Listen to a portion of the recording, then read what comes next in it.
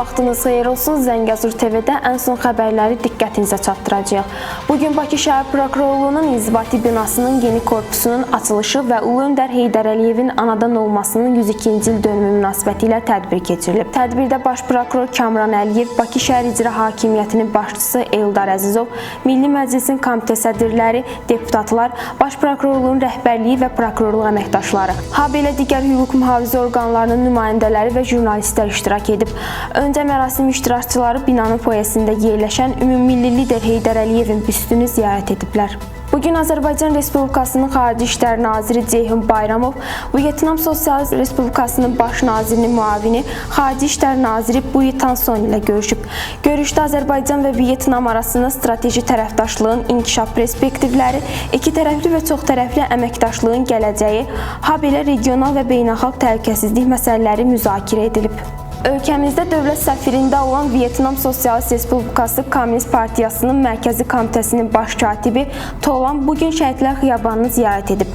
Baş katib Tolam Azərbaycanın müstəqilliyi və ərazi bütövlüyü uğrunda mübarizədə canlarından keçmiş qəhrəman vətən övladlarının xatirəsini ehtiramla yad edib. Əbədi məşəl abidəsinin önünə əkil qoyub. Böyükşor Pirşağı yeni avtomobil yolunun hərəkəti müvəqqəti olaraq məhdudlaşdırılacaq. Bu barədə Avtomobil Yolları Dövlət Agentliyi məlumat yayıb. Moskvada Rusiya prezidenti Vladimir Putinlə Çin lideri Si Jinping arasında görüş başlayıb. Görüş Kremldə keçirilib. Jinpingin Kreml sarayında rəsmi qarşılama mərasimi olub. Qeyd edək ki, Çin Xalq Partiyasının sədri faşizm üzərində qələbənin 80 illiyinə həsr olan tədbirlərdə iştirak etmək üçün Rusiyaya səfər edib.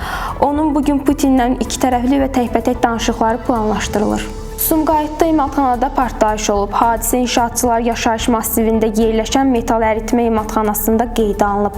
Sobanın partlamasının nəticəsində partlayış baş verib. Partlayış nəticəsində 1997-ci il təvəllüdlü Ağa Səlim Cəllov xəsarət alaraq xəstəxanaya yerləşdirilib. Kəlbəcərdə minik maşını çaya aşıb. Hadisə rayonun İstisu qəsəbəsində qeydə alınıb. Avtomobil idarəetmədən çıxaraq çaya aşıb. Sürücü xəsarət alaraq xəstəxanaya yerləşdirilib. Hörmətli Zəngəzur TV izləyiciləri, bugün olan xəbərlərimiz bu qədər. Növbəti buraxılışlarımızda görüşmək ümidi ilə. Sağ olun, salamat qalın.